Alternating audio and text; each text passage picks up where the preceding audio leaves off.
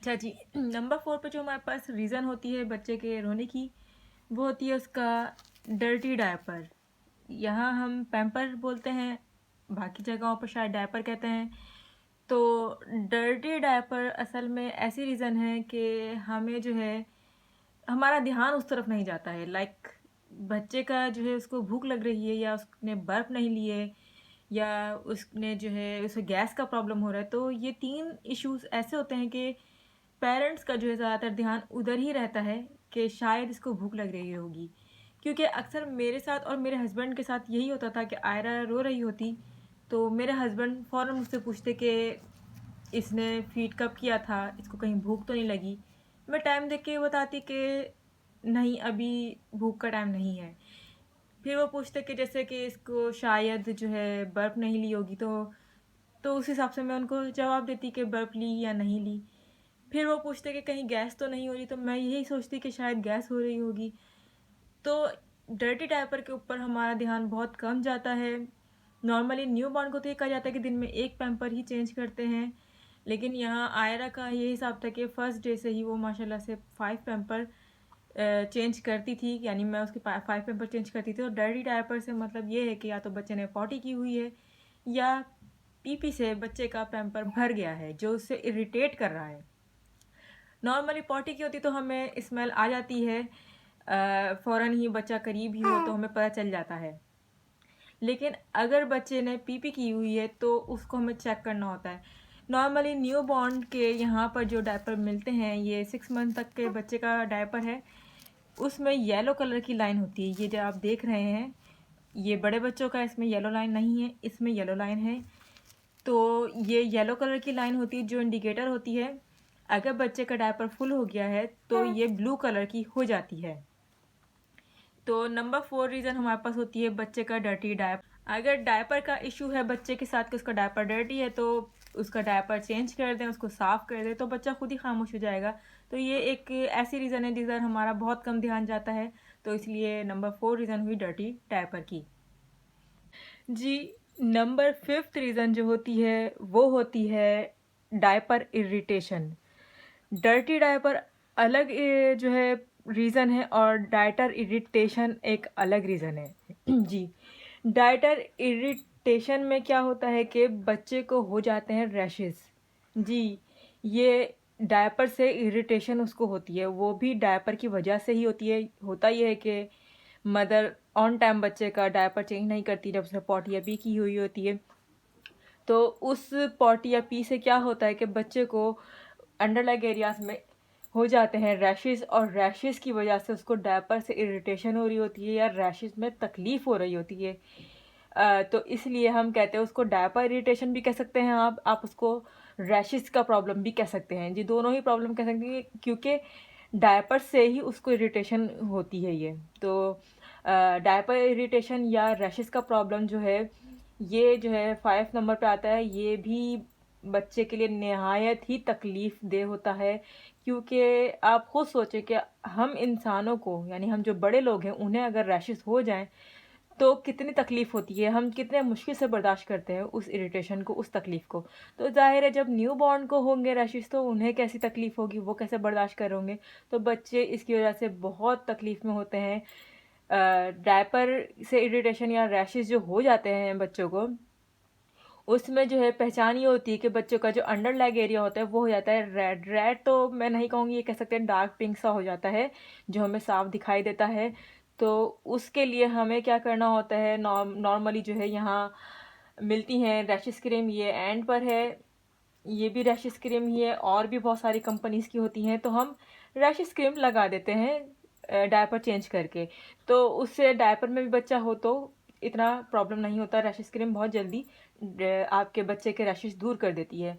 अगर आपके पास rashes cream नहीं है, जैसे कभी कभी होता है ऐसा, मतलब ये कोई प्रॉब्लम वाली बात नहीं है, या हम किसी को बुरा भला नहीं कह सकते इस पर, क्योंकि अक्सर होता है ऐसा कि नहीं है रैशेस क्रीम, तो आप ये कर सकते हैं। रैशेस क्रीम नहीं है तो कोई भी बेबी पाउडर आप उसको अप्लाई कर दें, इससे भी काफ़ी हद तक ये मसला हल हो जाता है, लेकिन इतनी इजीली नहीं होता इससे। अगर आपके पास ये पाउडर भी नहीं है तो आपके घर में कॉर्नफ्लोर तो होगा ही। ये तो सभी जानते हैं कि कॉर्नफ्लोर रैशेस के ऊपर बहुत इजीली और बहुत जल्दी वर्कआउट करता है, तो आप ये कॉर्नफ्लोर भी लगा सकते हैं रैशेस को दूर करने के लिए। नंबर 4, अगर आपके पास कॉर्नफ्लोर भी अवेलेबल नहीं है तो आप जो है ये कोकोनट ऑयल होता है, कोई भी कंपनी का कोकोनट ऑयल, वो हल्का सा अप्लाई कर दें बच्चे के अंडरलाइन एरिया पर, तो जो रैशेस होते हैं वो इजीली आहिस्ता आहिस्ता करके दूर हो जाते हैं और बच्चे की जो तकलीफ़ होती है वो कम होती है और बच्चा फिर पुरसुकून होता है और रोना धोना कम कर देता है। तो नंबर 5 जो हमारे पास रीज़न थी कि बच्चा न्यू बॉर्न बेबी क्यों रोता है, तो वो थी डायपर इरिटेशन या रैशेस का प्रॉब्लम।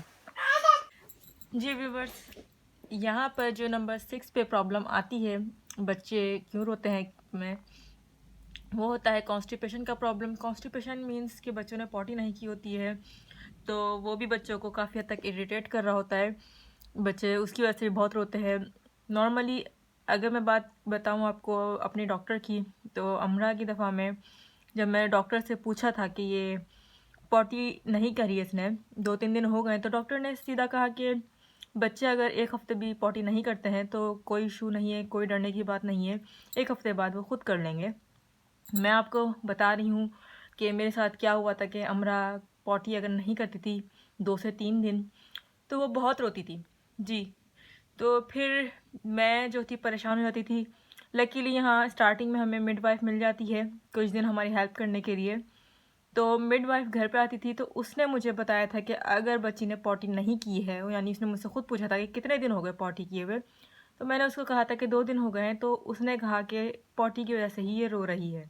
तो मिडवाइफ ने मुझे जो बताया था कि क्या करना है आपको, ऑलिव ऑयल लीजिए, और उससे जो होता है, ये असल में ऑलिव ऑयल नहीं है, ये आमंड ऑयल है, ऑलिव ऑयल हमारा ख़त्म हो गया है। तो ऑलिव ऑयल से टमी मसाज करते हैं। टमी मसाज के अलावा हम जो है यहाँ पर बैक साइड में हिप्स की तरफ, जिस जगह आप खुद फील करेंगे लार्ज इंटेस्टाइन एंड हो रही होती है, आपको खुद इजीली फील हो जाएगी, उस जगह ऑलिव ऑयल से मसाज करना होता है। जी, मसाज करने के बाद जो है, वैसे तो बच्चा नॉर्मली पॉटी कर लेता है, नहीं करता है तो मसाज करके, ये होता है प्रिडिक्टर, ये जिसको हम थर्मोमीटर कहते हैं, टेम्परेचर प्रिडिक्टर है। इससे बच्चे के हिप्स में हम हल्का सा स्टिमुलेट करते हैं। ये हर्ट नहीं करता है, यहाँ से मेटल का है लेकिन ये हर्ट नहीं करता। ये देखिए बिल्कुल इजीली जो है मूव हो रहा है, तो ये बिल्कुल भी हर्ट नहीं करता बच्चे को। और क्योंकि ये मिडवाइफ ने खुद भी मेरे सामने किया था, तो इससे स्टिमुलेट करते हैं, जिससे ये होता है कि बच्चा पॉटी कर लेता है। जी, ये पॉटी भी बच्चे को बहुत इरिटेट करती है, जिसकी वजह से बच्चे को जो है असल में तकलीफ़ होती है या इरिटेशन होती है, तो वो रोता रहता है। ये जो है आयरा की बारी में मुझे इतना ज़्यादा इसका इशू नहीं हुआ है, क्योंकि आयरा माशाल्लाह 2 ढाई 3 महीने तक खुद पॉटी कर लेती थी। चौथे महीने आई थिंक उसको थोड़ा बहुत हुआ है, 1 या 2 दफ़ा बस मैंने उसको पॉटी कराई है इस तरीके से। लेकिन अमरा की दफ़ा में शुरू में ये प्रॉब्लम रहा था, बाद में ये प्रॉब्लम जाके थोड़ा सॉल्व हो गया था। चले मैं अगर अपनी बात नहीं करती, तो मेरी बड़ी बाजी हैं, उनके बेटी का भी यही मसला था कि 2 ढाई महीने तक हर कोई कहता था वो रोती रहती थी, बस वो रोती रहती थी। तो बाजी जज करती थी कि क्या हुआ है, तो फिर याद आता था कि 2 दिन हो गए उसने पॉटी नहीं किए। जी, यही होता है कि 2 या 3 दिन अगर बच्चा पॉटी नहीं करता तो बच्चा रोना शुरू कर देता है बहुत ज़्यादा। तो जब उनकी बेटी पॉटी नहीं करती तो वो ये करती थी कि उसको घुट्टी पिलाती थी। जी, पाकिस्तान में घुट्टी इजीली अवेलेबल होती है, यहाँ नहीं मिलती, तो घुट्टी पिलाने से होता है कि बच्चा इजीली अपने ओन पॉटी कर लेता है। उसके अलावा वहाँ after a month grape water start कर देते हैं, मतलब गैस के लिए ही, कॉन्स्टिपेशन के लिए भी हम ग्रेप वाटर देते हैं पाकिस्तान इंडिया के अंदर। लेकिन यहाँ पे ग्रेप वाटर घुट्टी ये सब नहीं मिलता है, तो हमें ये तरीके जो मैंने आपको ऑलिव ऑयल और स्टिमुलेशन का बताया यही अप्लाई करने पड़ते हैं। और हम सौंफ वगैरह का पानी भी नहीं दे सकते बच्चे को, क्योंकि वो मदर मिल्क पे होता है, तो कुछ भी नहीं दे सकते बच्चे को। तो घुट्टी जो है वो 1 मंथ तक या 1 मंथ के ज़्यादा भी आप दे सकते हैं, लेकिन जो ग्रेप वाटर होता है वो आफ्टर अ मंथ स्टार्ट करते हैं बच्चे को, उससे पहले नहीं देते, क्योंकि नॉर्मली बच्चों को कहा जाता है कि इतने छोटे से बच्चों को कुछ नहीं दिया जाता, ये अपने ओन ही हर चीज़ करते हैं, चाहे उन्हें पॉटी करनी हो, गैस रिलीज़ करनी हो।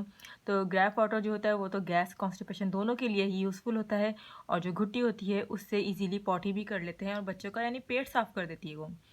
तो जो मैंने आपको तरीके बताए हैं ये कॉन्स्टिपेशन के लिए हैं टिप्स। अगर आपको डॉक्टर कहते हैं कि ये 1 वीक तक पॉटी ना करे तो कोई इशू नहीं, लेकिन मैं आपको बता रही हूँ कि बच्चों को ये बहुत इरिटेट करता है, जस्ट लाइक रैशेस इरिटेशन। तो इसी तरीके से कॉन्स्टिपेशन भी इरिटेट करता है बच्चों को, और बच्चे इसकी वजह से सही से फीड भी नहीं करते हैं और रोते रहते हैं। तो नंबर 6 रीज़न हमारी यही थी। जी व्यूवर्स, नंबर 7 पे जो हमारे पास रीज़न आती है बच्चों के रोने की, वो होती है क्लोथ्स इरिटेशन। क्लोथ्स इरिटेशन में असल में आता है, एक तो बच्चे का कपड़ा जो है वो छोटा हो गया है। आयरा के साथ ये सब हुआ था एक दफ़ा कि उसके जो कपड़े थे वो छोटे हो गए थे और मैंने उसको पहना दिए थे। और एक दफ़ा हमरा के साथ भी हुआ था कि उसका जो पाँव था उस पर वो कपड़ा चुभ रहा था, मतलब वो ज़्यादा टाइट था। तो बहुत रो रही थी वो लोग और मैं परेशान हुई थी कि क्यों रो रही हैं। तो फिर पता चला कि उनके कपड़े छोटे हैं जो चुभ रहे हैं, उनको बॉदर कर रहे हैं। एक तो ये होता है कि कपड़े छोटे हो जाते हैं, इसलिए क्लोथ्स इरिटेशन होती है, बच्चों को कपड़े तंग कर रहे होते हैं, यानी बच्चे कपड़ों से परेशान होते हैं। दूसरा जो होता है क्लोथ्स इरिटेशन में, वो ये आता है कि बच्चों के जो कपड़े होते हैं उसमें कोई जिब लगी हुई होती है, या कोई क्लिप, या कोई ना कोई ऐसी क्लिप या मेटल या प्लास्टिक के ज़रिए डिज़ाइनिंग हुई हुई होती है जो बच्चों को बॉदर कर रही होती है, वो चुभ रही होती है, वो तकलीफ़ दे रही होती है हाथ पाँव या कहीं पे भी। तो उससे भी बच्चे बहुत इरिटेट होते हैं। यहाँ पे जो कपड़े होते हैं वो सिंपल होते हैं, अगर बटन भी लगे हुए होते हैं तो वो इस तरह से होते हैं कि बच्चों को बॉदर नहीं करते। जिप भी लगा हुआ होता है बेबी बैग्स वगैरह में, तो वो ऐसा लगा होता है कि बच्चों को वो इरिटेट नहीं करता। ये न्यू बॉर्न के कपड़े नहीं हैं, न्यू बॉर्न के कपड़े असल में मैं पैक करके रख चुकी हूँ। तो मैं आपको ये बड़े बच्चे के कपड़े बता रही हूँ, 6 मंथ्स के बच्चे के कपड़े हैं। तो क्लोथ इरिटेशन में यही सब आता है कि बच्चे का या तो कपड़ा छोटा है, उसे हाथ पांव मूव करने की जगह नहीं मिल रही है, वो चुभ रहा है उसको या उसको इरिटेट कर रहा है, तो वो इस वजह से वो जो है रोता रहता है बच्चा। और अगर क्लोथ जो है वो छोटा नहीं है, वो इरिटेट नहीं कर रहा है, तो उसके अंदर कोई जिप या बटन या कोई मेटल या प्लास्टिक की कोई चीज़ लगी हुई है जो उसको चुभ रही है, जिससे वो रो रहा है या उसको किसी तरीके से बॉदर कर रही है। तो क्लोथ इरिटेशन एक बहुत ही सिंपल सा, यानी कि ऐसा रीज़न है कि जिस पे हमारा इतना ध्यान नहीं जाता है। तो ये भी एक रीज़न है बच्चे के रोने की।